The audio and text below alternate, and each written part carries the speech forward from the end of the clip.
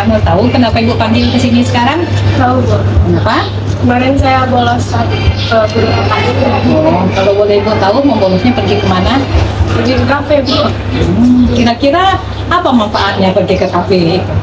Nggak ada sih, Bu. Cuma duduk-duduk aja. Menurut Amel, pergi membolos itu betul atau salah? Salah, Bu. Apalagi pergi ke kafe, nanti bisa ditangkap Satpol PP juga. Jadi Ibu senang Anda sudah menyadari kesalahan. Nah, kita tahu bahwa mungkin memang ya semua manusia bisa melakukan kesalahan. Tapi yang terpenting adalah bagaimana cara kita memperbaikinya. Nah, menurut Amel, bagaimana cara Amel memperbaiki masalah ini? Dan saya minta tugas sama guru yang mengajar kemarin. Jadi nanti setelah dari sini, kita langsung temui dulu mata pelajarannya, minta tugas ya. Oke, jadi mungkin itu saja sekarang Amel. Terima kasih sudah datang sini ya. Terima kasih, Wali, Bu. Dan saya setelah diselesaikan permasalahannya oleh Bu Cici merasa lebih tenang karena Ibu Cici tidak menekan saya menanya-nanyakan ya masalah saya bolos kemarin. Untuk itu saya tidak ada merasa tertekan.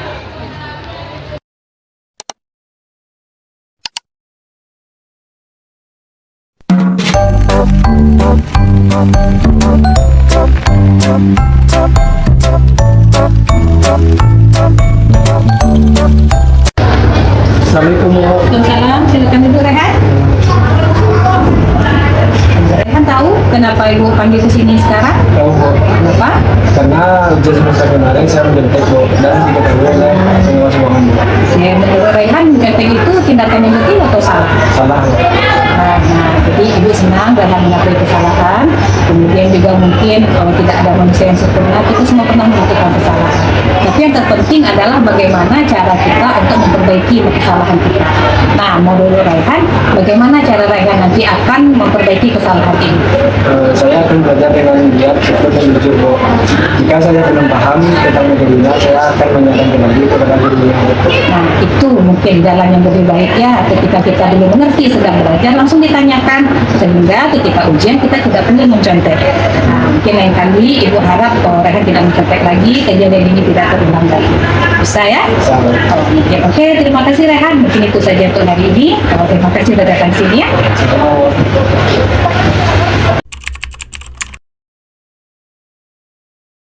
Assalamualaikum warahmatullahi wabarakatuh.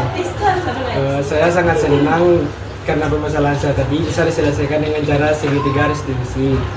Dan saya tidak merasa rendah diri karena permasalahan tadi bisa diselesaikan dengan cara baik dan saya tidak tertekan jika ada hakimi.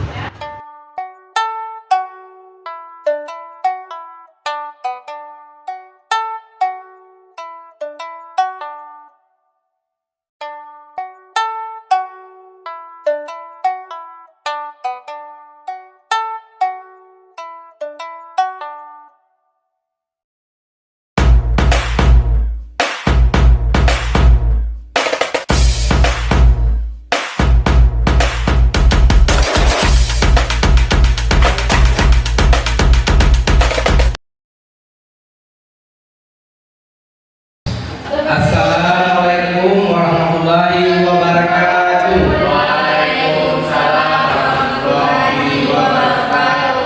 Alhamdulillahirrahmanirrahim. Assalatu wassalamu ala asrafil anbiya'i wal mursalin wa ala alihi wa ashabihi ajma'in. Yang sama-sama kita hormati Ibu Cici Sulastri yang akan menampilkan aksi nyatanya tentang budaya positif, dan selanjutnya Bapak Ibu guru undangan yang hadir pada hari ini. Puji dan syukur marilah sama-sama kita ucapkan atas kehadirat Allah SWT yang mana Allah telah melimpahkan rahmat dan karunia kepada kita bersama. Selanjutnya salawat dengan salam marilah kita hadiahkan kepada Nabi besar kita, Nabi Muhammad Sallallahu Alaihi Wasallam, yang mana beliau telah membawa umatnya dari zaman jahiliyah kepada zaman yang penuh dengan ilmu pengetahuan seperti yang kita rasakan pada hari ini. Baiklah Bapak Ibu guru semuanya, tamu undangan, pada hari ini Ibu Cici akan menampilkan aksi nyatanya tentang budaya positif, yang mana ini adalah pengalaman Ibu Cici dari ilmu yang didapatkan di pelatihan CGP. Semoga apa yang diberikan bisa pula kita praktekkan di sekolah kita. Semoga tercipta juga budaya positif di SMA 5 Preman. Kepada Ibu Cici kami persilahkan.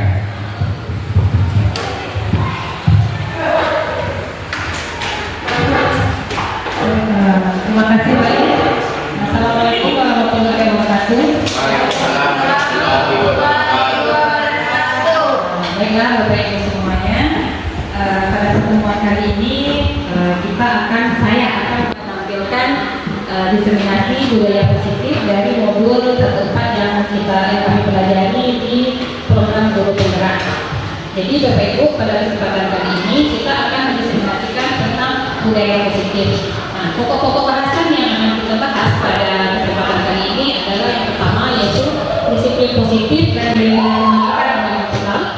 Kemudian yang kedua adalah dari motivasi, hukuman, penghargaan dan diskusi. Yang ketiga adalah keyakinan kelas. Yang keempat mengenai kebutuhan dasar manusia dan dunia berkualitas. Yang kelima restitusi dan posisi kontrol. Yang terakhir yaitu mengenai segitiga restitusi. Nah, yang pertama Bapak Ibu, kita akan mempelajari sebuah perubahan paradigma. Nah, untuk mempelajari atau memahami tentang perubahan paradigma ini, kita akan membuat suatu kegiatan Bapak Ibu seperti yang kita baca di depan. Jadi Bapak Ibu silakan nanti kita mulai kegiatan namanya coba membuka. Jadi kita mulai pasangan Bapak Ibu berdua, kemudian kita akan membayangkan kita menggunakan sesuatu yang sangat berharga di tangan kita. Nah, nanti teman kita itu akan berusaha membuka tangan kepala tangan kita ini dengan segala cara, mungkin dengan memaksa, atau dengan membujuk, atau dengan merayu, atau dengan menggoda, menggelitik, atau bahkan mungkin menawari uang. Saya kasih uang 100.000 supaya kamu mau membuka kepala tangan. Mungkin seperti itu. Jadi nanti Bapak Ibu kita lakukan kegiatan ini selama 1 menit pergantian, masih 30 detik untuk meraihnya supaya teman kita mau membuka tangannya. Nah, sekarang Bapak Ibu, ayo kita coba dulu kegiatan kita ini. Kita coba dulu kegiatan cobalah buka ini. Oke ya? Silakan Mas Ibu. Oke.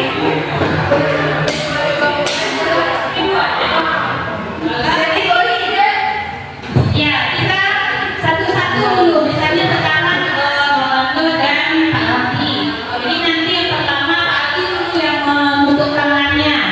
Nanti Bang Aldo akan merayu Aldi atau berusaha membuka kepala Aldi dengan berbagai cara.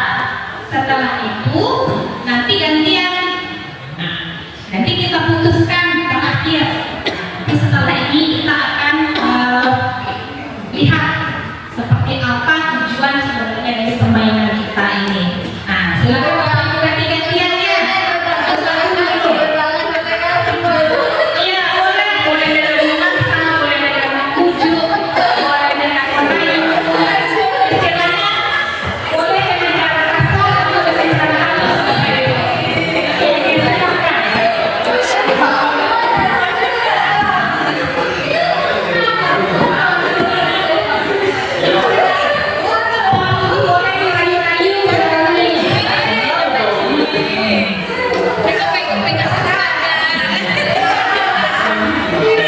Boleh dirayu, boleh dipaksa dia membuka tangannya, atau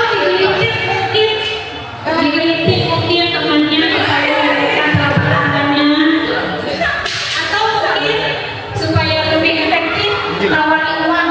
Orang kan semuanya biasanya mau ya tawari uang.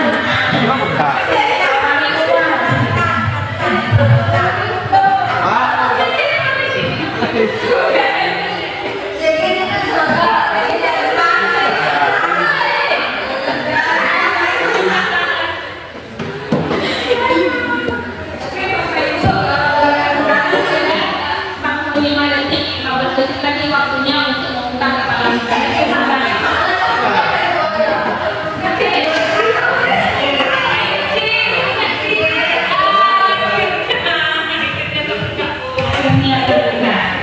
Oke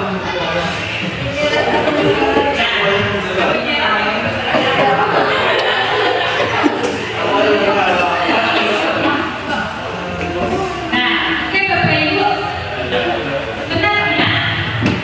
Yang kita lakukan barusan itu, nah sekarang kita akan tanya, apakah akhirnya teman kita membuka telapak tangannya? Jadi nanti Aldi, apakah akhirnya Orlando membuka telapak tangannya? Tadi yang jadi saya Oh, Aldi yang menutup tangannya. Nah, akhirnya Aldi memilih untuk membuka atau menutup tangannya? tangan. Menutup tangannya, tidak sampai akhir tidak dibuka kepala tangannya. Kenapa? Karena saya tadi menjadi kekerasan, di mata paksa Karena dia melakukan kekerasan. Orlando, menurut Orlando, kenapa Aldi tidak mau membuka kepala tangannya?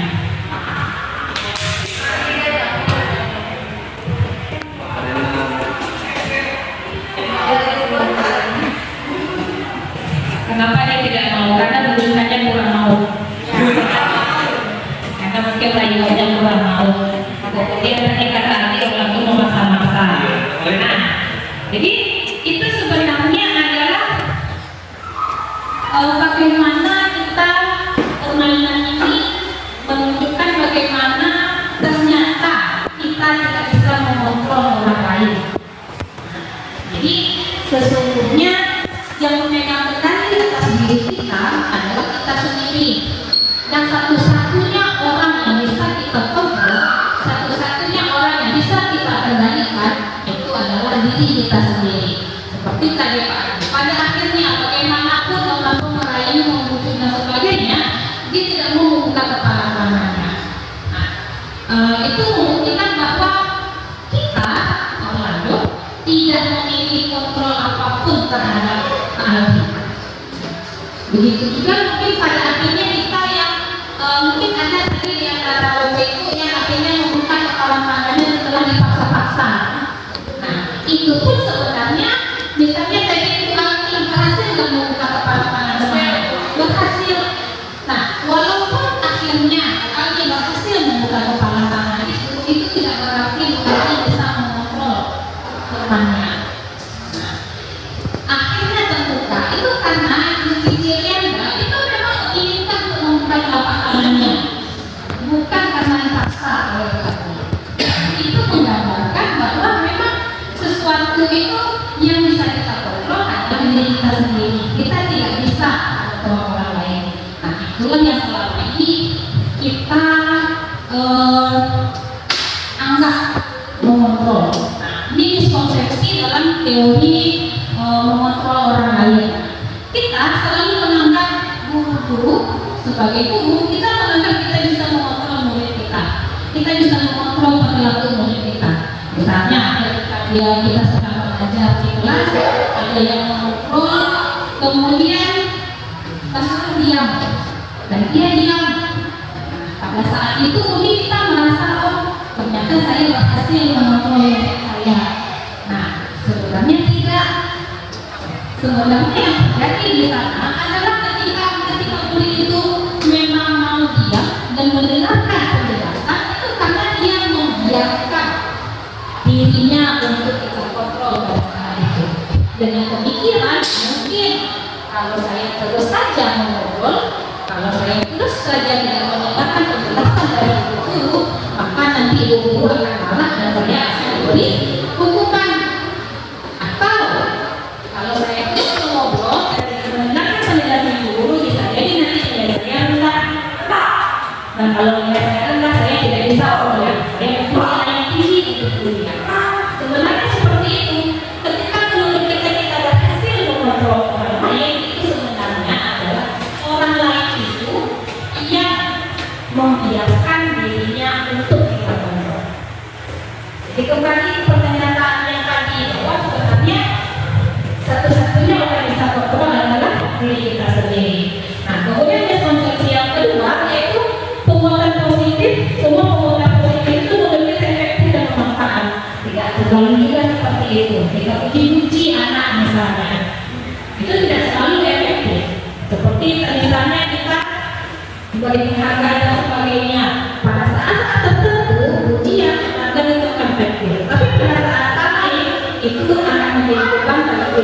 sendiri dan menjadi bumerang bagi anak-anak kita. Nah, kemudian miskonsepsi yang ketiga yaitu ketika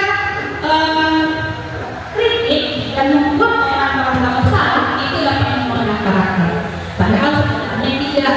Ketika kita mengkritik seseorang, bagaimanapun halusnya, bagaimanapun baiknya mungkin kita menyampaikan kritikan, pasti ada rasa tidak senang pada orang tersebut.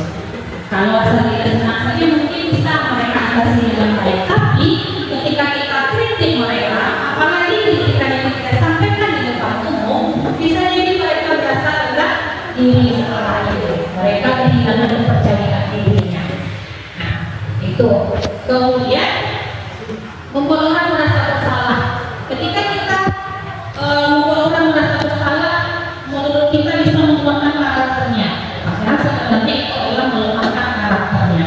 Ketika seseorang terus-menerus merasa bersalah, dia tidak akan mempunyai kepercayaan diri lagi untuk membuat sesuatu. Kemudian miskonsepsi yang keempat yaitu orang dewasa memiliki hak untuk memaksa. Kita atau orang tua kepada anaknya, orang tua menginginkan anaknya masuk jurusan teknik misalnya, padahal sebenarnya anaknya ingin masuk jurusan BK misalnya, atau anaknya menginginkan jurusannya seni musik atau seni rupa karena dia hobinya di sana. Tapi menurut orang tua jurusan seni musik, jurusan seni rupa itu tidak ada masa depannya, sehingga dia memaksa anaknya untuk memilih jurusan teknik sipil misalnya, yang menurut orang tua itu lebih bagus. Nah, sebenarnya pada saat itu orang tua atau orang sebagai orang dewasa itu merasa dia memiliki hak untuk memaksa anaknya, walaupun mungkin sebenarnya tidak sesuai dengan keinginan anaknya. Nah, kejadian ini, peristiwa ini bisa menyebabkan anak itu nantinya memberontak. Ketika anak sudah memberontak, itu dia mungkin jadi bisa kehilangan kepercayaan diri, kemudian tidak mau lagi berbuat apa-apa.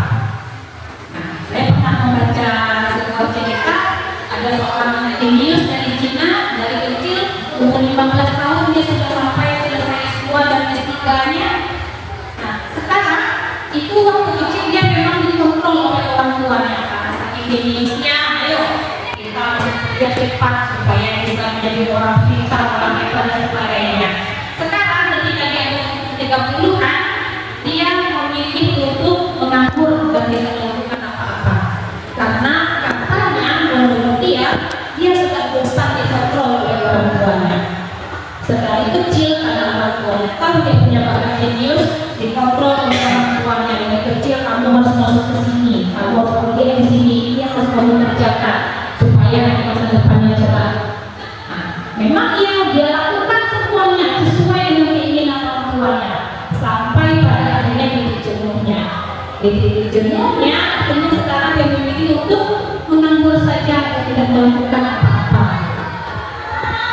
Itu miskonsepsi kita tentang teori kontrol. Kemudian dahulunya teori kontrol ini ada yang kita sebut dengan teori stimulus respon. Nah, kemudian diperbaharui menjadi teori kontrol. Nah, perbedaan antara stimulus respon dan teori kontrol itu yang pertama, pada stimulus respon itu menganggap realita atau kebutuhan semua orang itu sama. Padahal ternyata di teori kontrol menyatakan bahwa kebutuhan itu berbeda-beda. Kemudian yang kedua, semua orang melihat yang sama adalah stimulus respon. Pada teori kontrol, setiap orang memiliki gambaran yang berbeda. Nah, semua kita pada dasarnya melihat sesuatu itu berbeda-beda. Tidak ada kita yang punya pandangan yang sama. Seperti sekarang, kalau dilihat dari sudut pandang kita yang berdiri di depan, seperti ini pemandangannya. Kalau dilihat dari sudut pandang Bapak Ibu yang duduk di sana, itu berbeda. Antara Aldi, Orlando, Ibu Kiki, Aldi, dan kita semua yang ada di sini itu berbeda semua sudut pandangnya. Itu dia. Nah, kemudian pada stimulus respon, kita mencoba untuk mengubah dan mempengaruhi orang untuk berpandangnya sama dengan kita. Nah, pada teori kontrol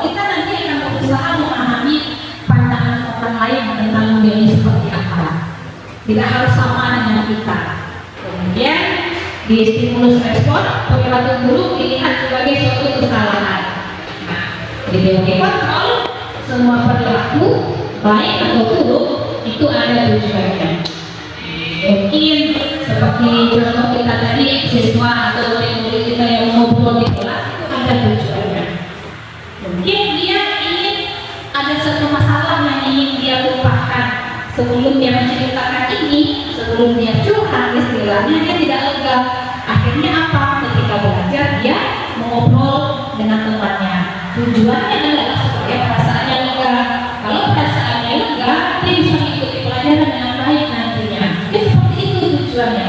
Tapi kita yang tidak tahu tujuannya seperti itu, kita menganggap itu sebuah pelanggaran.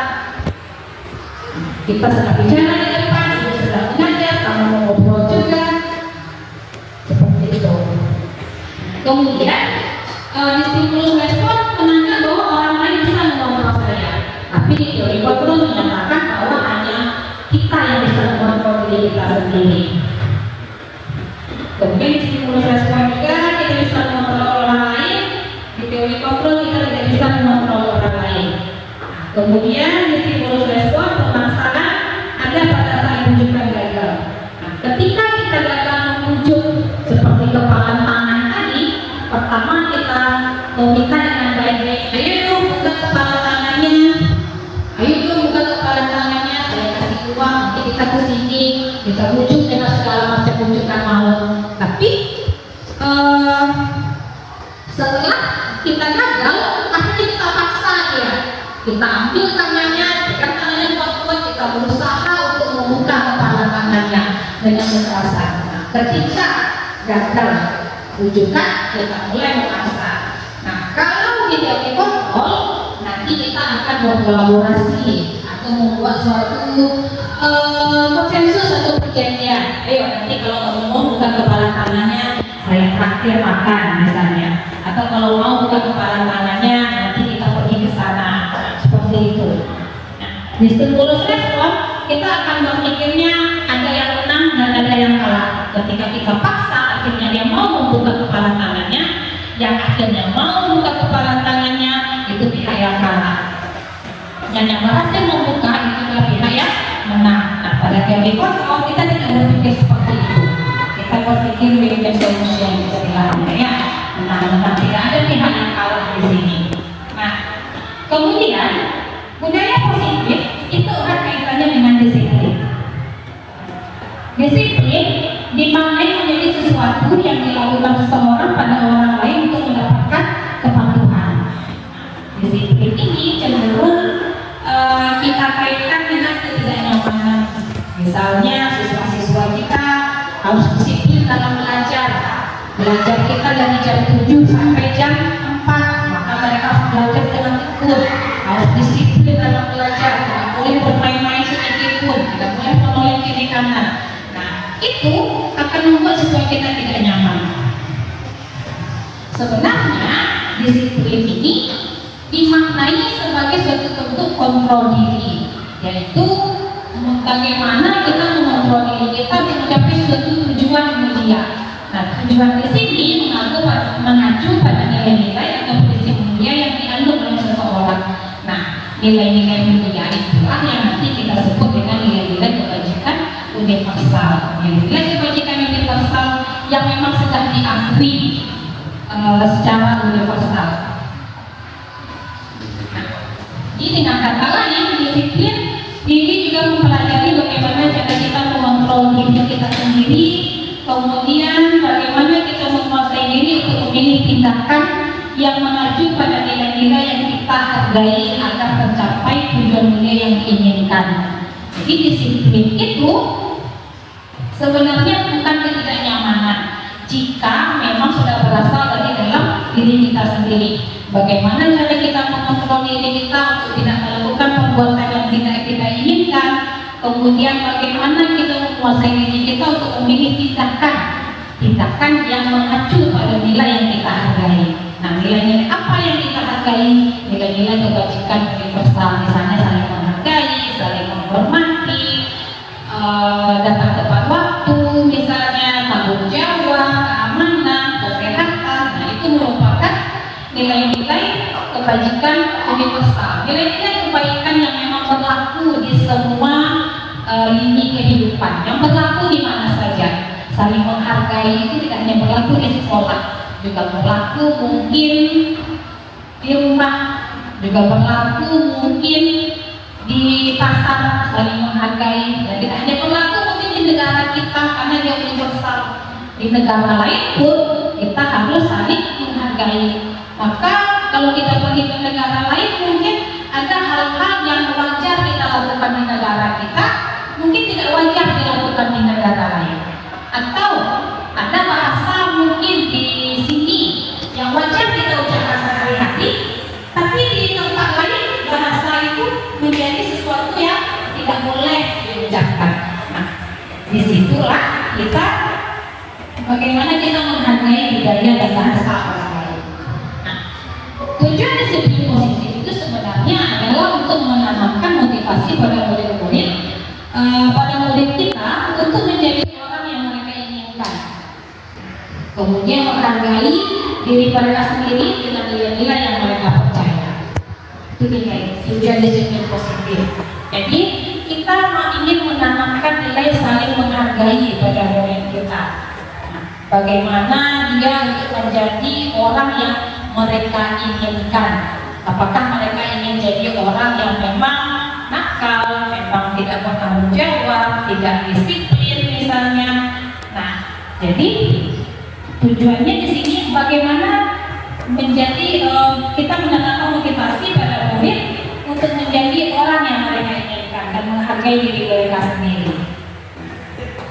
Ya, tujuan disiplin positif ini nanti akan berkaitan dengan teori motivasi. Nah, menurut Diane Gosling itu menyatakan ada 3 motivasi perilaku manusia.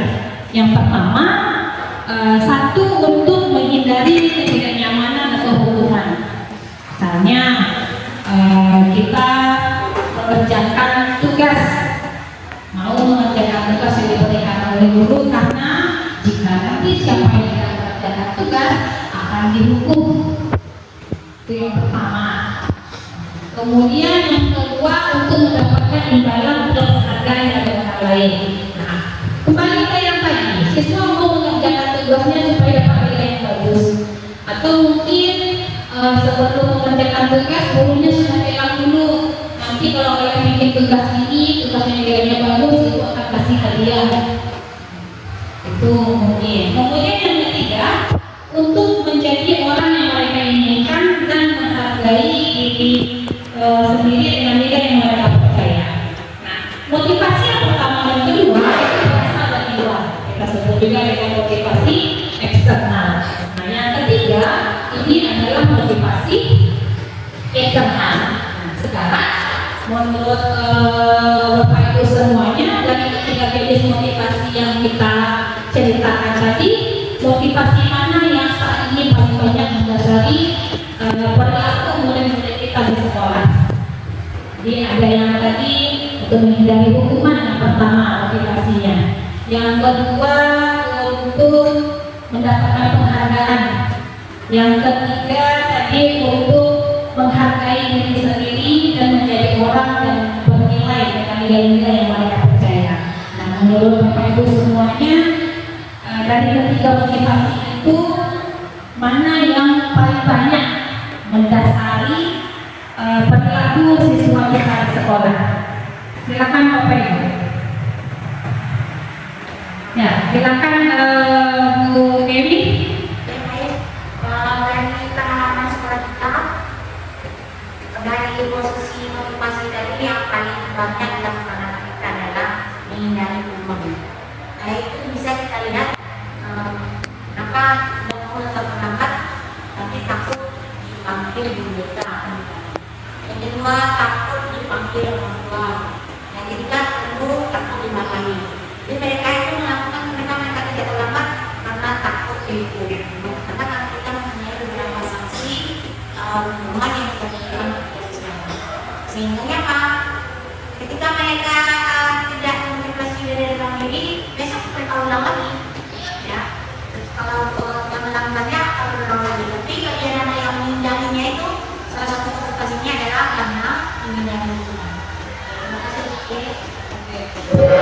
Terima kasih Bu Dewi. Jadi kalau menurut Bu Dewi yang berdasarkan perilaku akademik di sekolah sekarang yang paling banyak adalah yang pertama hanya untuk menghindari hukuman. Nah, mungkin itu bisa kita masukkan ke dalam disiplin, bisa masuk dalam disiplin, tapi itu ada yang bertahan sesaat saja. Ketika nanti mereka sudah tidak dihukum lagi atau bahkan mereka bersedia dihukum berbagai kali, hanya karena mereka motivasinya tidak terasa di dalam dirinya sendiri. Oke, Bapak Ibu yang lain, apakah punya pendapat yang lain? Dari ketiga motivasi ini, manakah yang paling mendasari, paling banyak mendasari perilaku pendidikan di sekolah? Atau kalau pertanyaannya kita ganti, menurut jawaban Bu Dewi tadi yang pertama, yang paling banyak mendasari perilaku murid di sekolah adalah motivasi yang pertama, menghindari hukuman. Nah, menurut Bapak Ibu, kenapa itu yang paling banyak motivasinya? Kenapa itu yang paling banyak? Kenapa motivasi itu yang paling banyak mendasari perilaku murid kita di sekolah? Silakan Bapak Ibu. Ya, silakan Pak Is. Karena guru belum melakukan kegiatan segitiga restitusi dan belum menempatkan diri sebagai Oke, jadi mungkin kita belum menempatkan diri kita sebagai manajer dan kita belum bisa, guru juga belum mampu menyelesaikan masalah dengan baik, gitu ya Pak Is ya. Nah, jadi mungkin mereka hanya terpaku pada hukuman saja. Mungkin juga karena siswa kita tidak punya motivasi di dalam dirinya, motivasi internalnya masih sangat rendah. Jadi untuk membuat mereka melakukan yang kita inginkan, nah perilaku mereka itu paling didasari hanya karena mereka takut dihukum. Jadi perilaku mereka tidak datang terlambat karena takut disuruh guru misalnya. Perilaku mereka mau mengerjakan tugas itu mungkin karena mereka takut dihukum kalau tidak mengerjakan tugas akan diberi yang rendah. Nah, seperti itu. Perilaku mereka yang tidak merokok di sekolah karena takut nanti kalau merokok dipanggil. Kan karena kesadaran mereka bahwa kalau saya tidak datang terlambat, saya akan lebih tenang mengerjakan belajar di sekolah. Kalau saya mengerjakan tugas, berarti saya bisa lebih memahami materi. Kalau saya tidak merokok, kesehatan saya terjaga. Jadi motivasi internalnya belum ada. Dari ketiga motivasi itu Bapak Ibu, sebenarnya yang paling bagus untuk kita kembangkan pada diri kita sendiri dan pada murid-murid kita itu adalah motivasi yang ketiga. Nah, motivasi untuk menjadi orang yang kita inginkan, bagaimana kita menghargai diri kita sendiri. Kalau yang pertama itu bahwa dari luar, ketika dia tidak dihukum lagi, dia tidak akan perilakunya kembali ke perilaku semula. Karena seperti yang kedua, mendapatkan imbalan atau ujian ketika dia datang tepat waktu, kita puji, bagus kamu datang tepat waktu, bagus kamu mengerjakan tugas, bagus kamu tidak merokok. Tapi ketika nanti tidak ada lagi yang memberikan pujian seperti itu, tidak ada lagi imbalan atau apresiasi dari orang yang dia inginkan, dia akan kembali ke perilakunya yang semula. Mungkin dia akan datang terlambat karena tidak ada lagi ibu guru atau bapak guru yang memuji, oh kamu bagus tidak datang terlambat. Dia akan kembali ke perilakunya tidak mau mengerjakan tugas karena tidak ada lagi yang menghargai dia walaupun dia mengerjakan tugas dengan baik. Dia akan kembali mungkin merokok, lagi mungkin nakal di sekolah karena tidak ada lagi yang memberi pujian atau apresiasi yang tidak ada ini. Nah, kalau yang ketiga itu kita bisa melakukan tindakan atau perilaku yang baik dengan karena kita menghargai diri kita sendiri. Saya tidak datang terlambat karena saya memang mau tidak datang terlambat.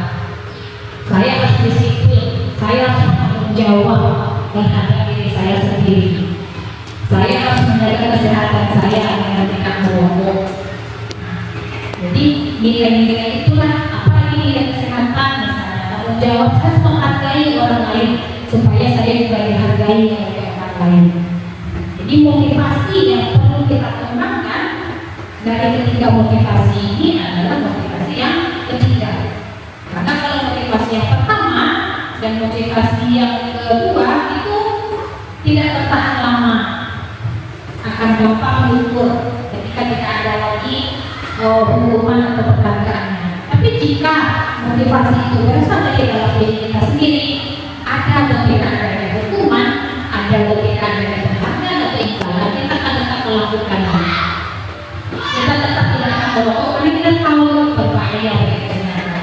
Kita tetap datang tepat waktu karena kita tahu dengan datang tepat waktu kita lebih tenang dalam mengerjakan tugas kita dalam sehari ini dan tidak terburu-buru. Oke, Bapak Ibu, sekarang kita akan membahas tentang hukuman, konsekuensi, dan restitusi. Sekarang kita lihat dulu perbedaannya. Kadang kita sering melaporkan pengertian antara hukuman dan konsekuensi. Kita sering menyamakan hukuman itu sama dengan konsekuensi. Sekarang kita coba lihat apakah memang sama antara hukuman dan konsekuensi. Nah, yang pertama, hukuman itu bersifat tidak terencana atau tiba-tiba. Anak atau murid tidak tahu apa yang akan terjadi dan tidak kita libatkan. Kemudian hukuman itu bersifat satu arah dari pihak guru yang memberikan dan murid yang menerima tanpa adanya kesepakatan atau pengarahan, baik sebelum atau sesudahnya. Hukuman bisa kita berikan berupa hukuman fisik atau hukuman psikis, sehingga nanti anak atau murid kita merasa disakiti oleh perbuatan atau kata-kata. Jadi biasanya kalau hukuman seperti mereka datang terlambat lalu kita marahi, kamu terlambat saja setiap hari. Itu sebenarnya walaupun belum kita kasih hukuman fisik apapun, ketika kita memarahi dengan kamu terlambat saja setiap hari kamu lihat kamu saja terus yang terlambat, kamu terlambat mengganggu kenyamanan dan ketenangan kamu, itu sudah hukuman bagi dia, hukuman psikis bagi dia. Nah, apalagi setelah itu kita tampar lagi, karena kamu terlambat, silakan kamu lari dari lapangan, atau karena kamu terlambat ya sudah berdiri saja di depan sampai ibu selesai mengajar. Jadi dua hukumannya pada saat itu. Nah, pada saat itu biasanya kita sebagai guru yang mengukur itu tidak mau mendengar apapun keluhan dari anak. Enggak bu, dari saya terlambat karena ini, enggak bu saya begini. Biasanya kita tidak mau mendengarkan itu. Dan hukuman ini biasanya bersifat satu arah saja. Guru yang memberikan dan murid hanya menerima. Mau tidak mau dia harus menerima. Nah, itu yang hukuman. Nah, kemudian Bapak Ibu, yang kedua itu adalah konsekuensi.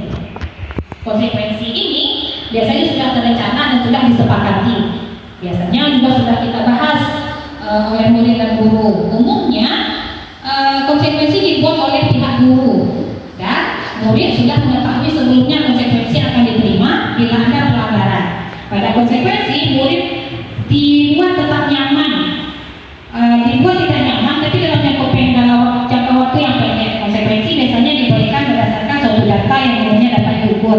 Nah, seperti misalnya Bapak Ibu, kita punya peraturan di sekolah harus memakai sepatu, tapi ada murid yang memakai sandal. Biasanya itu kita bilang dulu ke anak-anaknya, ke siswa, peraturan di sekolah kita kita harus memakai sepatu. Jika kalian memakai sandal, nanti sandalnya akan ibu ambil.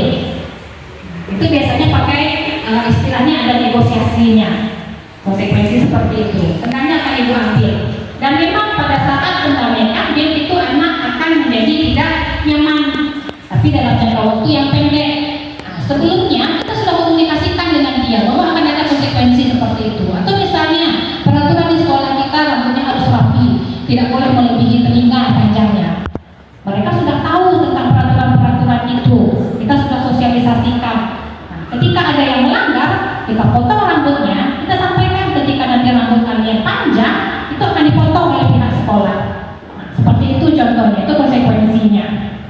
Nah, kemudian yang ketiga Bapak Ibu, ada yang namanya restitusi. Nah, restitusi ini adalah proses untuk menciptakan kondisi bagi murid untuk memperbaiki kesalahan mereka sehingga mereka bisa kembali pada kelompoknya dengan karakter yang lebih kuat. Restitusi juga merupakan proses kolaboratif yang mengajarkan murid untuk mencari solusi untuk masalah mereka dan membantu murid berpikir tentang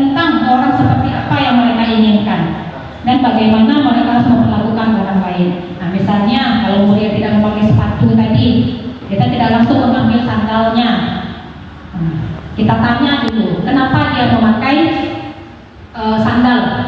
Nah, kebetulan tadi ketika saya mengajar, itu ada siswa yang memakai sandal. Ditanya, kamu tahu kan peraturan kita pakai sepatu? Tahu Bu. Lalu kenapa kamu pakai sandal? Dia jawab, sandal saya, sepatu saya, tapaknya lepas Bu. Jadi dia berkata bahwa sepatunya, tapaknya sudah lepas.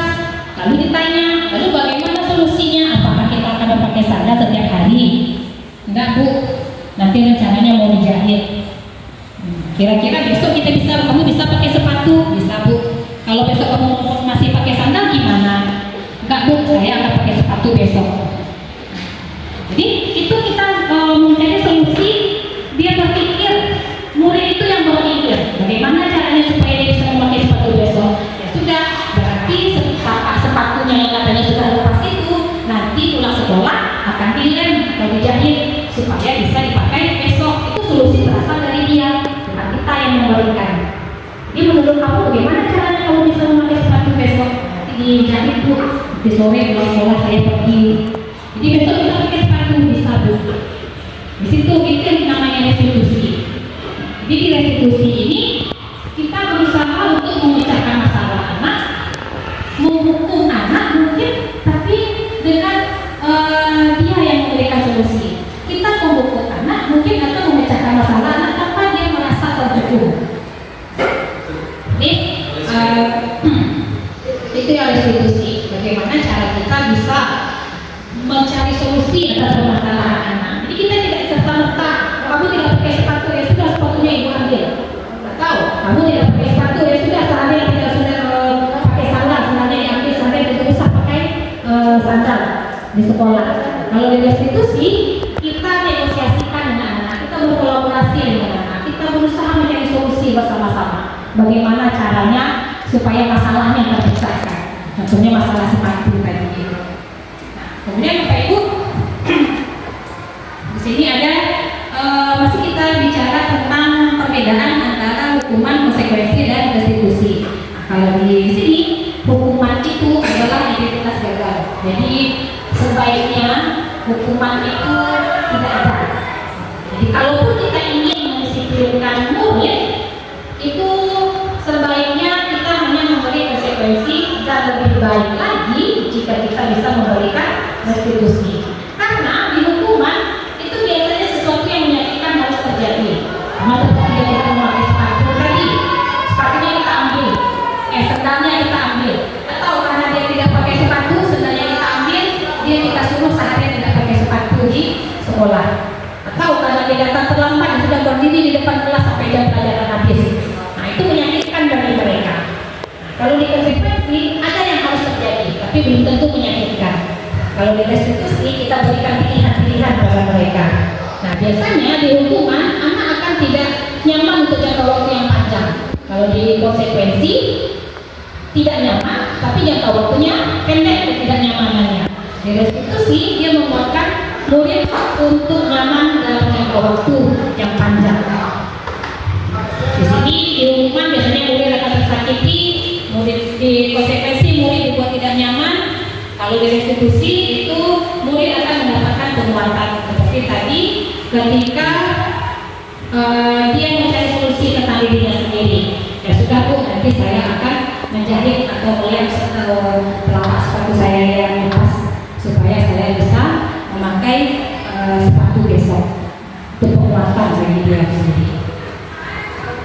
Kemudian di hukuman biasanya anak-anak menjadi perilaku pasif agresif. Maksudnya ada yang memang menerima saja, ya sudah terlambat kamu berdiri depan ya Bu. Atau ada mungkin siswa yang ketika kita hukum dia melawan, nggak Bu, ada yang nggak tahu, ada yang seperti itu. Atau ketika masalah rambut tadi rambutnya panjang kita potong, ada yang memang ikhlas saja dengan rela rambutnya dipotong oleh guru. Ada yang melawan sampai kabur misalnya, sampai akhirnya dia tidak datang lagi ke sekolah karena rambutnya bagus dipotong. Nah, itu Bapak. Kemudian di konsekuensi penguatan bertahan dalam jangka waktu yang pendek. Nah, kemudian di restitusi masalahnya terpecahkan. Karena rambutnya panjang. Kita sudah tahu peraturan kita rambutnya harus begini, tahu Bu, lalu bagaimana caranya supaya rambutnya rapi? Ya Bu, nanti saya potong. Itu yang solusi yang datang dari mereka. Kemudian di hukuman, sistem tidak akan berjalan efektif bila murid tidak takut. Jadi kalau kita mau hukum siswa, ya sudah, saya tidak takut, tidak pakai sepatu seharian, tidak apa-apa. Terlambat kita berdirikan di depan kelas, ya tak masalah, saya juga tak masalah berdiri di depan kelas. Tidak, anggota akhirnya apa? Dia terus menerus akan terlambat. Nah, kalau di konsekuensi itu memerlukan monitoring terus menerus dari guru. Jadi memang kita ajak mereka selalu. Nah, kalau di restitusi dia belajar bertanggung jawab untuk perilakunya. Tidak pakai sepatu, apa tanggung jawabnya. Kemudian dia rambutnya tadi, bagaimana caranya supaya rambutnya tidak berantakan lagi. Kemudian hukuman biasanya hanya berlaku pada sebuah institusi, tidak berlaku di kehidupan nyata. Di sekolah saja dia mau datang tepat waktu. Ketika di luar mungkin dia tidak mau lagi seperti itu, karena tidak ada lagi mungkin yang menghukumnya. Nah, kalau konsekuensi itu biasanya bisa membantu penerapan mengikuti peraturan dalam masyarakat. Kemudian pada restitusi kita akan fokus pada pemecahan masalah dalam jangka waktu yang panjang. Di hukuman kita jelaskan peraturannya ini, kamu harus begini. Kalau di konsekuensi biasanya kita tanya, kan sudah tahu peraturannya, bisa tidak kita menaati peraturannya. Nah, kalau di restitusi apa yang kita yakini, apa yang bisa kita lakukan, itu dia yang mencari solusi tadi, Bapak Ibu. Kemudian kalau di hukuman itu murid atau anak menjadi membenci peraturan. Kalau di konsekuensi dia jadi menghormati peraturan. Kalau di restitusi murid atau anak kita itu akan menghormati dirinya sendiri dan orang lain. Itu tujuannya sebenarnya. Kembali ke nilai-nilai disiplin positif tadi, bagaimana siswa atau kita atau murid kita itu menghargai diri dia sendiri dan bertanggung jawab terhadap nilai-nilai yang dia yakini. Nilai-nilai yang mana? Nilai-nilai kebajikan universal yang memang diakui secara universal. Nah, kemudian di sini hukuman itu bersifat negatif, konsekuensi itu bersifat netral, restitusi itu bersifat positif. Nah, kalau negatif, awas kalau kamu lakukan lagi. Kalau netral, ayo lakukan. Berbentuk ajakan. Kalau di positifnya, apakah memang ini yang memang kamu inginkan? Seperti itu ya Bapak Ibu ya. Kalau di negatif itu ada model paksaan, netral stimulus respon. Kemudian di positif itu ada teori kontrol. Negatifnya mendorong untuk menyalahkan diri. Kalau netral itu mendorong kepatuhan. Positif mendorong disiplin positif. Konsep yang negatif itu adalah konsep dirinya buruk, konsep dirinya baik kalau dia netral, dan konsep diri yang kuat ada positifnya. Nah, di negatif yang hukuman tadi, anak-anak berusaha menyembunyikan kesalahannya. Kalau dia tidak pakai sepatu, kalau anak perempuan itu dia berusaha sembunyikan di balik orangnya biar tidak kelihatan kalau dia tidak pakai sepatu. Kalau dia datang terlambat, dia bisa nyembunyi masuk ke dalam kelas biar tidak ketahuan terlambat. Kalau di netral itu anak belajar untuk taat pada peraturan. Ada yang positif, anak belajar untuk memecahkan masalah. Yang negatif, kita berusaha atau mencoba mengontrol anak dengan penguatan negatif dengan hukuman tadi, kesalahannya dibayar dengan tuntas. Kalau yang netral, mencoba mengontrol anak dengan penguatan positif. Yang positif, anak paham bahwa dirinya sendiri yang memberikan pribadi. Oke, Bapak Ibu kita lanjutkan dengan keyakinan kelas. Sebelumnya keyakinan kelas ini mungkin lebih kita kenal dengan kesepakatan belajar. Kesepakatan belajar itu biasanya kita buat dengan garis rasa dari guru dan sepakati bersama dengan siswa. Nah, sekarang kita mencoba untuk mengubah persepsi dari kesepakatan belajar menjadi keyakinan kelas.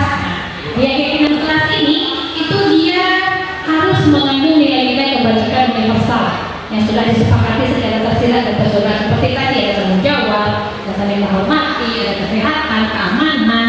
Nah, itu salah satu dari nilai-nilai kebajikan universal. Nah, nilai-nilai kebajikan itu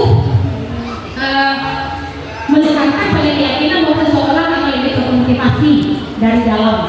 Seseorang akan lebih tergerak dan bersemangat untuk menjalankan keyakinannya jika motivasinya berasal dari dalam, daripada hanya sekedar mengikuti serangkaian peraturan tertulis tanpa makna. Jadi kalau kita membuat keyakinan kelas, kita tahu bahwa misalnya datang tepat waktu, itu apa nilai kebajikannya? Tanggung jawab, kita harus tanggung jawab.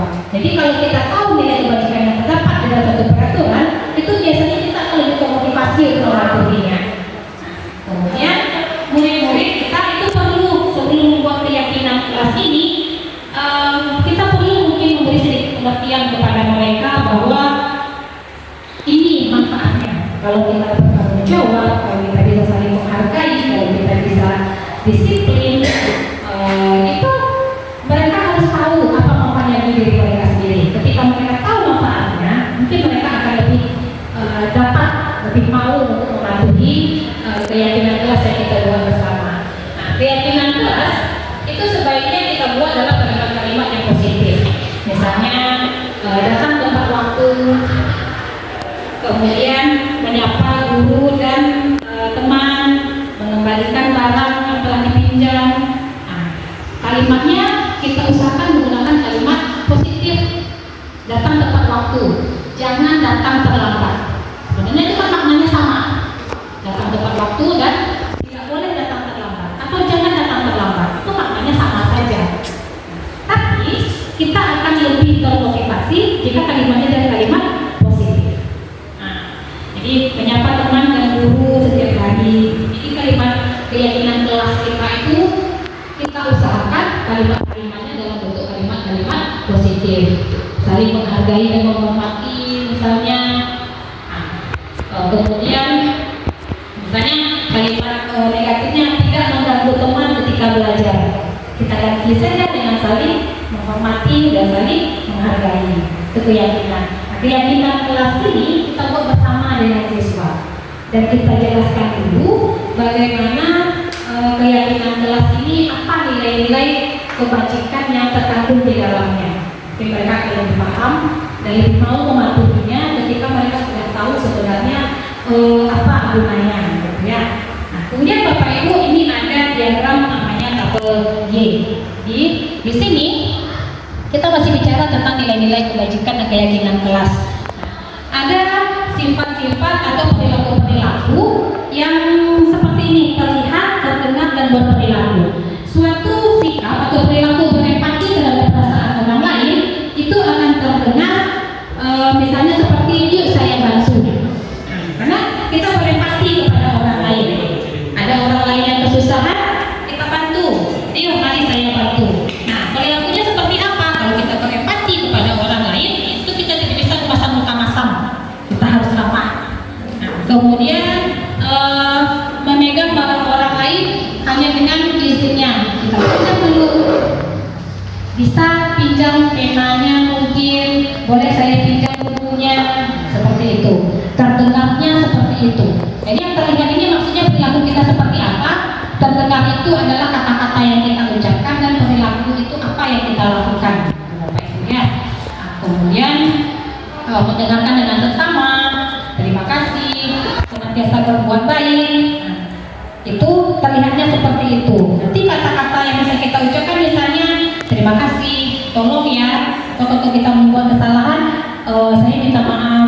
Atau kalau kita mau lewat, mau keluar dari suatu apa, kita permisi, ya, mungkin seperti itu, Bapak Ibu ya. Kemudian perilaku kita bisa tersenyum ramah, memberikan salam hormat, bisa berjabat tangan, kemudian memberikan ruang kepada teman, kemudian kita tenang, postur tubuh yang tenang, tidak terburu-buru, tidak tergesa-gesa, tidak marah-marah, gitu. Nah, oke Bapak Ibu, setelah kita mempelajari tentang keyakinan kelas, sekarang kita akan membahas sedikit mengenai kebutuhan dasar manusia. Nah, kebutuhan dasar manusia itu ada 5: bertahan hidup, kebebasan, kebebasan menentukan pilihan, kemudian kasih sayang dan rasa diterima, kesenangan, dan penguasaan atau pengakuan atas kemampuan. Karena yang pertama, kebutuhan bertahan hidup. Kebutuhan bertahan hidup adalah kebutuhan bersifat fisiologis untuk Misalnya kesehatan, rumah, dan makanan yang menjadi mungkin kebutuhan primer bagi kita Bapak Ibu. Kemudian termasuk di sini kebutuhan biologis sebagai bagian dari proses reproduksi, itu termasuk kebutuhan untuk bertahan hidup. Nah, proses reproduksi itu adalah salah satu proses bagi kita untuk bertahan hidup dan mempertahankan kelangsungan spesies kita. Nah, itu juga kebutuhan dasar Bapak Ibu. Komponen psikologis pada kebutuhan ini adalah perasaan aman dan tenang. Nah, kemudian kebutuhan dasar yang kedua itu adalah kasih sayang dan rasa diterima. Kebutuhan untuk disayang diterima meliputi kebutuhan akan hubungan dan koneksi sosial, kebutuhan untuk memberi dan menerima kasih sayang, dan kebutuhan untuk merasa menjadi bagian dari satu kelompok. Makanya sekarang orang banyak punya circle katanya ya. Nah, di kelompok itu kita akan tenang dan nyaman berada di kelompok di mana kita merasa diterima di dalam kelompok kita. Nah, itu dia. Jadi kalau misalnya kebutuhan ini juga meliputi keinginan untuk terhubung dengan orang lain. Jadi kita punya teman, keluarga, pasangan, teman kerja, binatang peliharaan, dan kelompok di mana kita tergabung. Di mana di kelompok itu kita merasa diterima. Di rumah misalnya sebagai orang tua, kita merasa diterima oleh keluarga.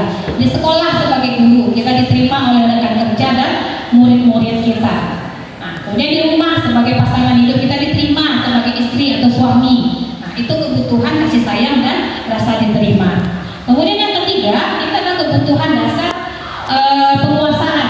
Kebutuhan ini berhubungan dengan kekuatan untuk mencapai sesuatu, menjadi kompeten, menjadi terampil, dan diakui atas prestasi dan keterampilan kita. Didengarkan dan memiliki rasa harga diri. Kebutuhan ini meliputi keinginan untuk dianggap berharga, bisa membuat perbedaan, bisa membuat pencapaian, kompeten, dan diakui dan dihormati. Nah, mungkin salah satunya adalah ketika kita memenangkan suatu kompetisi. Ada kompetisi di sekolah atau kompetisi untuk siswa-siswa kita, ada lomba cerdas cermat misalnya, lomba menggambar, lomba video kreatif. Nah, kita ikut di sana, lalu kita menang. Pada saat itu kebutuhan kita untuk diakui, untuk merasa berharga itu terpenuhi. Nah, jadi salah satu cara kita untuk memenuhi kebutuhan ini mungkin dengan mengikuti beberapa kompetisi, di mana itu kita nanti merasa berharga. Kemudian meningkatkan kompetensi diri kita sebagai guru misalnya. Nah, kemudian ada kebutuhan kebebasan. Kebutuhan untuk bebas adalah kebutuhan akan kemandirian, otonomi, memiliki pilihan, dan mampu mengendalikan arah hidup seseorang. Nah, anak-anak dengan kebutuhan kebebasan yang tinggi tidak menginginkan pilihan. Mereka perlu banyak bergerak, suka mencoba, dan tidak terlalu dipengaruhi oleh orang lain, dan senang mencoba hal baru dan menarik. Kebebasan. Jadi kita mempunyai kebebasan untuk memilih, ya, kebebasan untuk memilih, kemandirian, dan otonomi. Yang terakhir, kebutuhan akan kesenangan. Kebutuhan akan kesenangan adalah kebutuhan mencari kesenangan, bermain, dan tertawa. Nah, bayangkan hidup tanpa kenikmatan apapun. Di kita salah satu kesenangan kebutuhan kita adalah kesenangan. Ada orang yang mungkin senang melakukan hobinya. Ketika dia melukis, hobinya melukis, dia merasa senang. Atau ketika dia bernyanyi, dia merasa senang. Kemudian mungkin ketika sudah sepanjang hari atau sepanjang minggu atau sudah 1 bulan berkutat dengan pekerjaan di sekolah atau di kantor, maka kita butuh yang namanya refreshing, atau sekarang lebih terkenal dengan istilah healing katanya. Nah, itu sebenarnya kegiatan itu adalah untuk memenuhi kebutuhan kita akan kesenangan. Nah, itu adalah kebutuhan dasar. Kebutuhan dasar yang harus kita penuhi. Jika kebutuhan ini tidak terpenuhi, kita akan mencari-cari cara bagaimanapun caranya untuk memenuhi kebutuhan dasar kita itu. Nah, sekarang Bapak Ibu, kita akan coba mempelajari kasus ini. Jadi pada kasusnya ada seorang anak namanya Yuda, dia kelas di ASD. Ketika suatu hari sepulang sekolah, dia menangis dan mengadu pada ibunya, dia benci pada gurunya. Nah, menurut Bapak Ibu semua, kebutuhan apa yang berusaha dipenuhi oleh kita jika jawabannya seperti ini? Nanti kita kasih Bapak Ibu jawabannya. Nah, kemudian jika kita berada di posisi Ibu Rani, Ibu ibu gurunya dan mendengar informasi dari ibunya Dinda tentang pasal Dinda hari itu, apa yang kita lakukan ketika Dinda besok harinya masuk sekolah, gitu ya Bapak Ibu ya, agar kebutuhannya terpenuhi. Jadi ada seorang anak pulang sekolah tiba-tiba dia nangis. Nah, lalu ditanya oleh ibunya, kenapa? Berarti Dinda akan memberikan jawaban-jawaban. Nanti kita akan berusaha atau menjawab kebutuhan apa yang tidak terpenuhi, dan sebagai guru ketika nanti orang tua Dinda melaporkan ke kita, Dinda tindakan apa yang akan kita lakukan. Nah, ini Bapak Ibu. Jadi kasus tadi ya Bapak Ibu, Dinda pulang sekolah menangis. Jawabannya ketika ditanya oleh ibunya, yang pertama Dinda menjawab, ibu guru bilang aku tidak boleh bersenandung sewaktu mengerjakan tugas. Katanya kelas harus tenang, tidak ada suara, kan nggak seru jadinya. Nah, menurut Bapak Ibu itu kebutuhannya mana yang ingin dipenuhi oleh Dinda. Dan sebagai guru ketika mendengar laporan dari ibu Dinda, keesokan harinya kira-kira sedang apa yang akan kita lakukan. Silakan Bapak Ibu untuk pertanyaan yang nomor 1. Nah, Aldi silakan. Oke. Untuk menjawab pertanyaan yang pertama, itu hal yang harus dilakukan atau kebutuhan apa yang harus dipenuhi. Yang pertama kebutuhannya yaitu kebutuhan akan kesenangan. Kenapa harus membutuhkan kesenangan? Karena mungkin pada saat itu si Dinda saat itu sedang jenuh menghadapi pembelajaran yang terus berlangsung. Maka dari itu dia perlu bersenandung atau bermain-bermain. Jadi tindakan yang harus kita lakukan sebagai seorang guru, kita harus ada momen atau ada sesi di mana kita belajar dan bermain. Kita selingi bermain dan belajar. Ini itu lebih membuat rasa kebutuhan akan kesenangan itu terpenuhi. Oke, terima kasih Pak Adi. Jadi menurut Pak Adi, ketika jawaban Dinda seperti itu, kebutuhannya ini terpenuhinya adalah kesenangan. Nah, tindakan kita sebagai guru keesokan harinya adalah menyelingi antara permainan dengan pembelajaran. Ya, jadi supaya mungkin tidak jenuh. Jadi tingkatnya mungkin pada saat itu dia sudah jenuh belajar, makanya dia bersenandung atau mungkin bernyanyi-nyanyi. Gurunya marah. Padahal sebenarnya pada saat itu dia ingin memenuhi kebutuhannya akan kesenangan. Jadi tindakan kita mungkin ya seperti disampaikan Pak Adi, bagaimana cara kita untuk memadukan permainan dan pembelajaran supaya nanti siswa kita tidak jenuh. Kemudian yang kedua, jawaban Dinda, ibu guru tidak menyapaku hari ini, padahal aku pakai jepit rambut baru. Nah, itu kira-kira kebutuhan apa yang ingin dipenuhi oleh Dinda? Mita. Baik, terima kasih Bu. Menurut saya, kebutuhan yang diinginkan oleh Dinda yaitu kebutuhan cinta dan kasih sayang. Jadi tindakan yang bisa kita lakukan sebagai guru, kita ketika bertemu dengan siswa Dinda ini bisa memberikan pujian, seperti contohnya Dinda, hari ini kamu memakai jepitan rambut baru ya, kamu terlihat lebih cantik dan jepitan ini sangat cocok jika kamu pakai. Oke, terima kasih Bu Mita. Jadi menurut Mita ini adalah kebutuhan akan cinta dan kasih sayang. Kalau misalnya memang seperti itu, kita akan tindakannya mungkin memberi pujian kepada anaknya. Kemudian yang keempat, jadi jawaban kita yang keempat itu bosan. Masa belajarnya cuma gitu aja, dengerin ibu guru aja. Nah, menurut Bapak Ibu ini kebutuhan apa yang ingin dipenuhi oleh kita? Nah, silakan mungkin. Bosan-bosan itu adalah kebutuhan kebebasan, ya.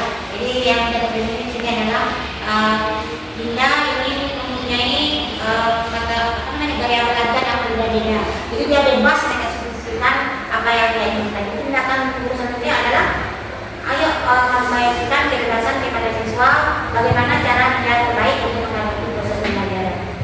Oke, terima kasih Bu Dewi. Jadi menurut Bu Dewi kebutuhannya adalah kebebasan. Nah, jadi mungkin kita beri kebebasan pada siswa untuk mengekspresikan gaya belajarnya seperti itu. Kemudian yang keempat, aku sebel, gambarku tidak rapi, maka ibu guru menunjukin ke teman-temanku di depan kelas.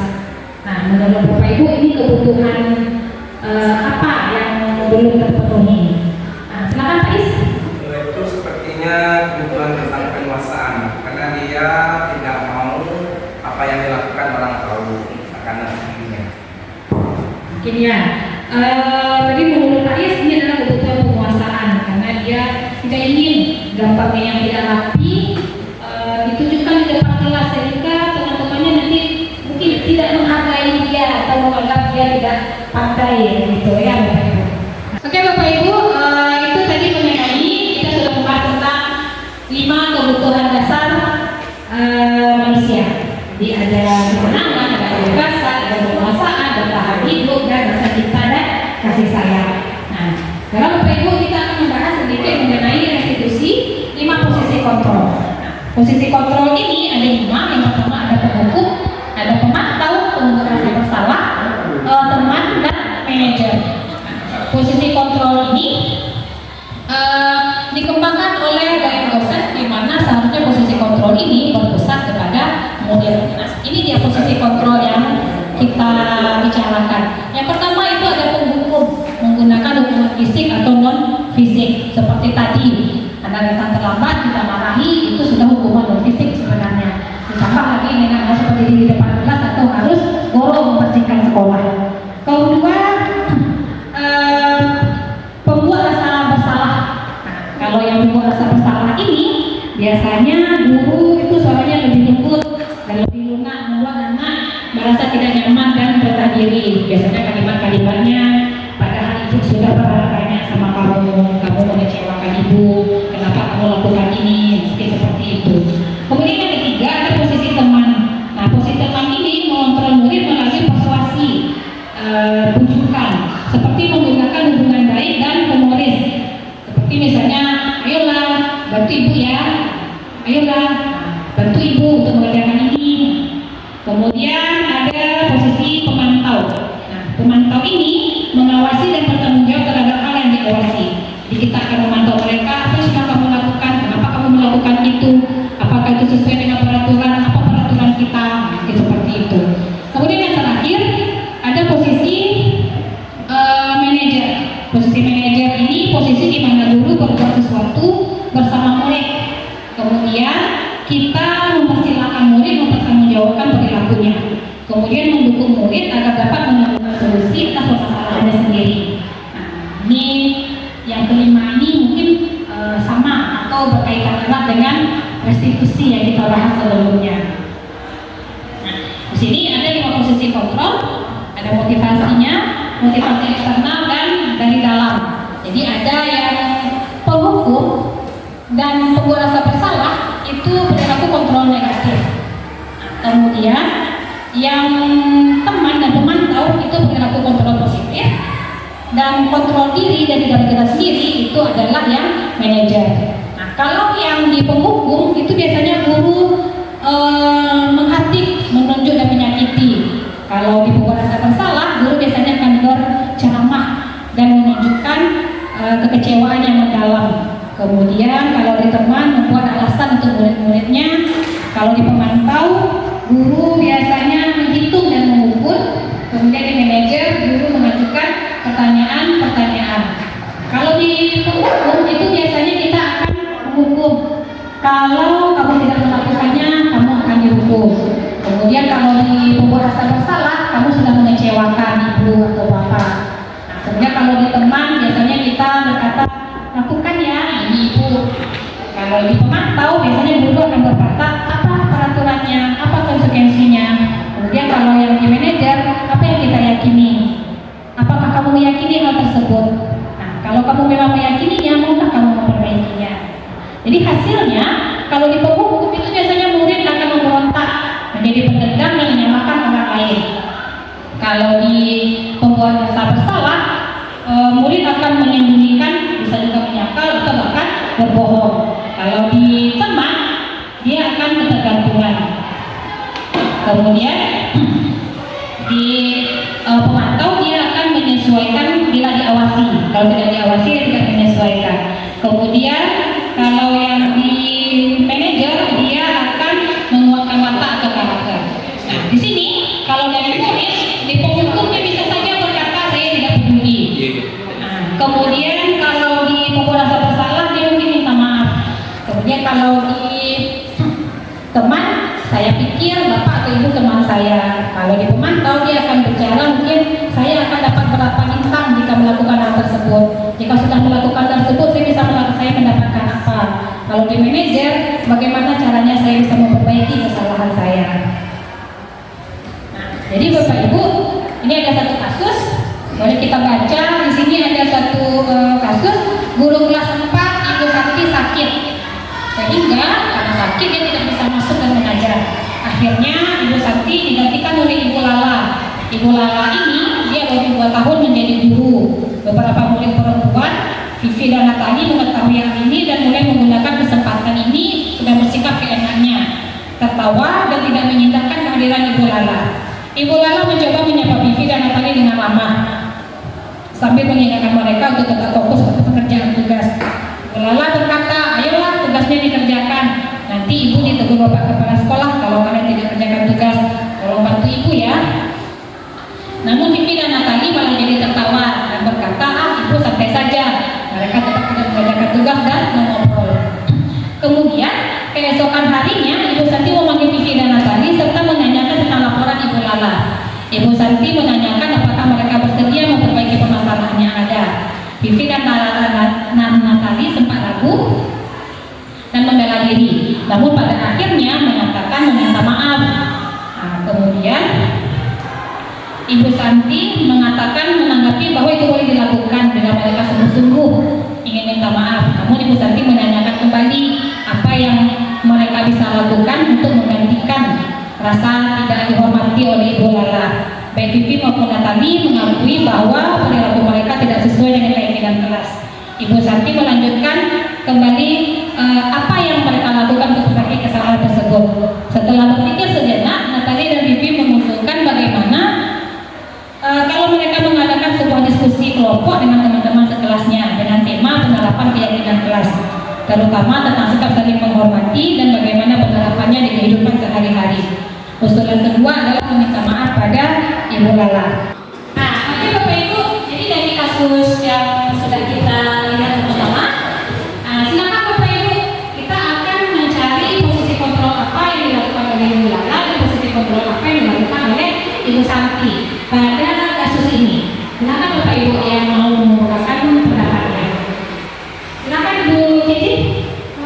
Baiklah, menurut saya ini posisi kontrol yang dilakukan Ibu Lala adalah sebagai teman. Karena pada kasus ini Ibu Lala berkata adalah tugasnya dikerjakan nanti ibu itu kelas.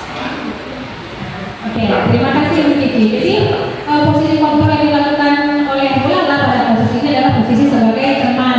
Karena dia berkata di situ, ayolah tugasnya dikerjakan. Kalau tidak nanti ibu ditegur oleh bapak kepala sekolah.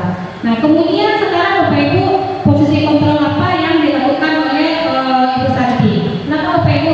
Silakan Bu Dewi. Oke, menurut saya posisi yang diambil oleh Bu Santi adalah sebagai manajer. Kenapa? Karena Bu Santi berusaha menyelesaikan permasalahan Natali dan Vivi dengan cara relasi dan diskusi.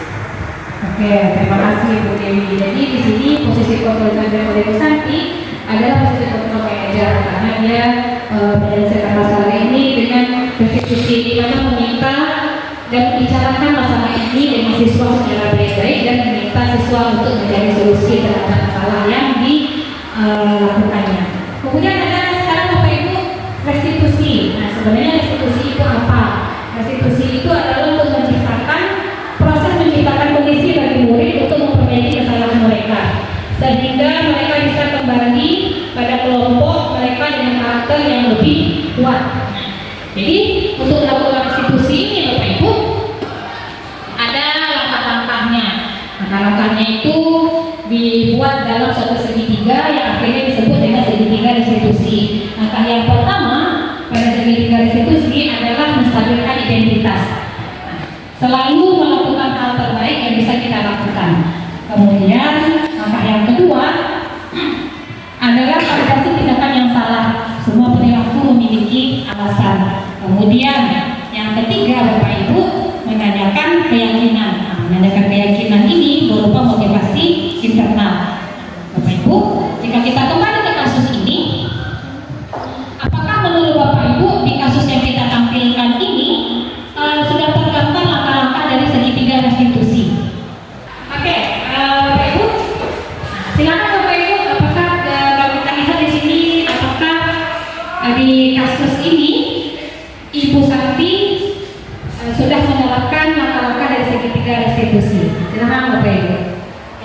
Oke, sekarang Bu Dewi. Kenapa Bu Santi sudah menerapkan restitusi? Ini yang pertama adalah menstabilkan identitas, yang mana Ibu Santi memanggil Vivi dan Natali serta menanyakan laporan Ibu Lala. Tuhan menstabilkan identitas. Artinya apa?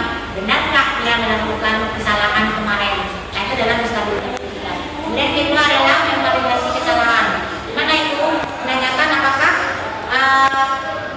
mau bercerita kepada Bu Santi tentang kesalahan mereka. Nah, di sana Bu Santi tidak berkata-kata memarahi, tidak mendukung dan tidak memberikan ketakutan kepada Natali dan Vivi. Tapi Vivi Bu Santi lakukan adalah menanyakan bagaimana cara mereka memperbaiki kesalahannya. Itu berarti Bu Santi sudah berusaha memvalidasi kesalahan tanpa membuat Vivi dan Natali merasa bersalah. Nah, kemudian ketiga menanyakan keyakinan jelas. Nah, langkahnya adalah langkah apa yang akan mereka lakukan untuk memperbaiki hubungan mereka dengan Bu Lala. Di sana mereka ternyata menresolusi meminta maaf kepada Bu Lala. Itu disahkan dari Vivi dan Natali. Di sana sudah mendapat segitiga restitusi.